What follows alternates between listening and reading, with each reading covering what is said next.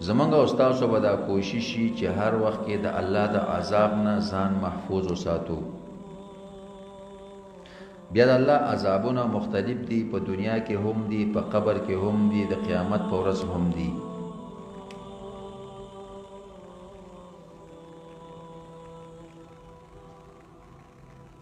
نو د قرآن په وجه باندې انسان د قبر د عذاب نه محفوظ پاتې کېدی شي.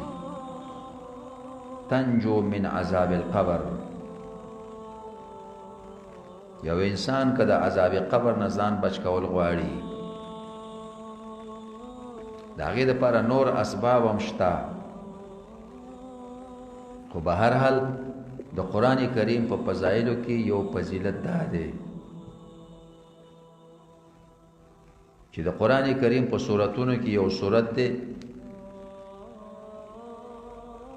او هغه سورت چې دی نو هغه ټول 10 آیتونه دي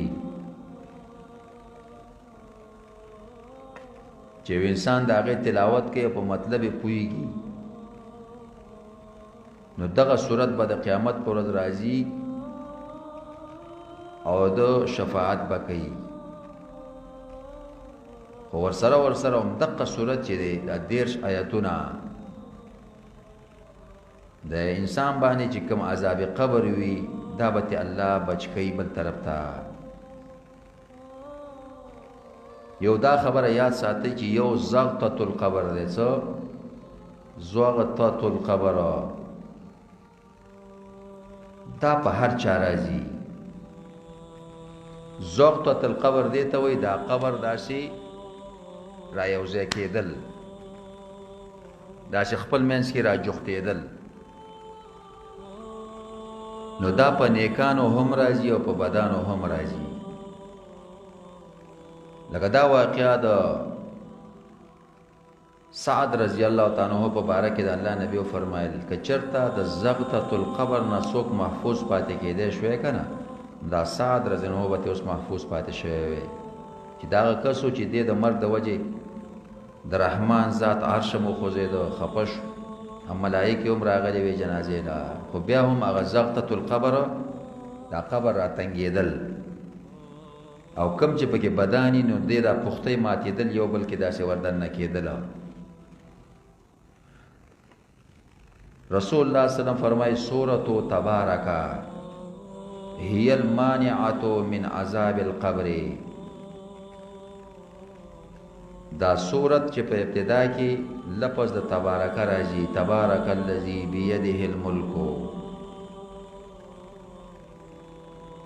او دغه نوم مشهور هم دی زمونږ او ستاسو په دې ماحول کې. تبارک الذی وایي تبارک الذی وایي. نو تبارک الذی سورت چې دی دا هغه سورت دی چې انسان لره د عذاب قبر نه بچاو ورکوي. دا روایت ابو الشیخ په طبقات الاصبهانین کې را نقل کړی دی. طبقات الاصبهانین او رقم الحدیث دی 204 کې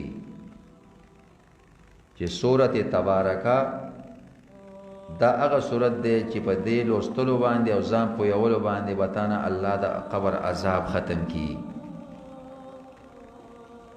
او دا روایت امام ابن مردوی هم را نقل کړی دی، ابن مردوی.